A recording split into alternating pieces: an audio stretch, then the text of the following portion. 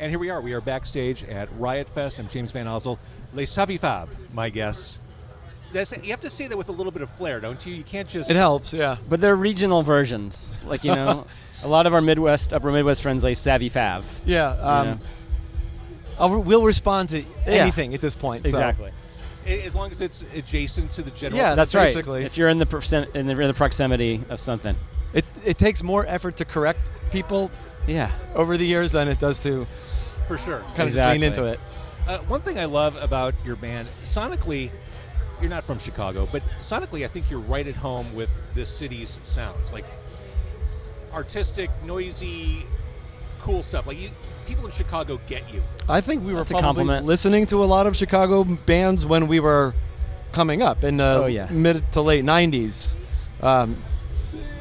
You know, with Touch and Go being a huge influence on kind of everybody within the music scene at that time. For sure. So I take it as a compliment. Thank you. Definitely. Well, I mean, staying on the Touch and Go tip, I kind of look at you guys as, in the same way I look at the Jesus Lizard, kind of the straight men behind this force of nature front man, keeping the train running on the tracks while the front man does what the front man does.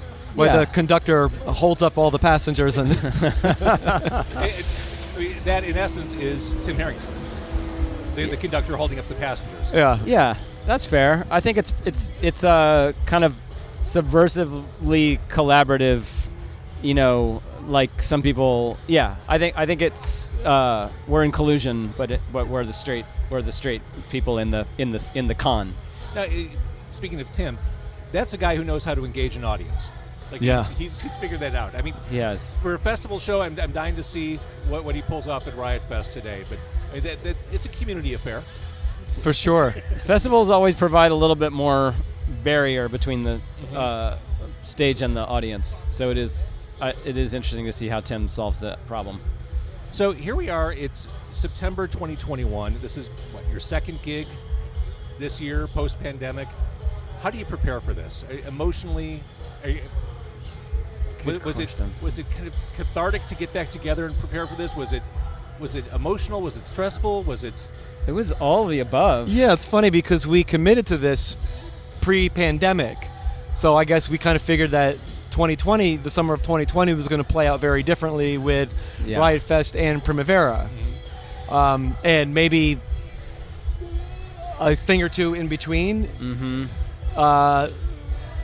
But I always feel a little anxious, you know, kind of like kicking the rust off after 2 years.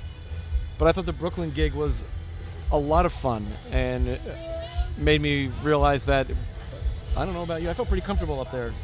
Yeah, last weekend we got together and spent 2 days rehearsing in New York, and then we had a warm-up club show last Sunday night, and it was really, I think it was super important to have done that. Yeah. And I think then now we come to this weekend feeling much more ready to get on stage, and then a little more relaxed.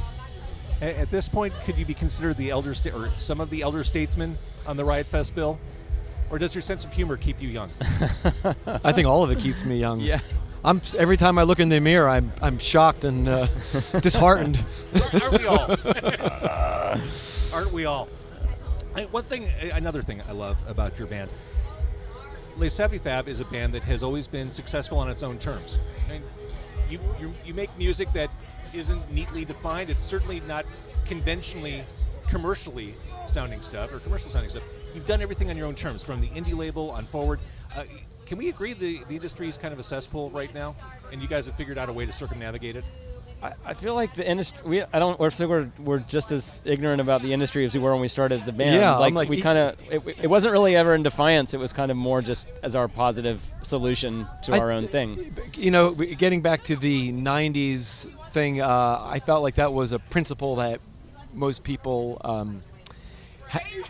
had back then. I don't know, was the industry ever not a cesspool? Fair.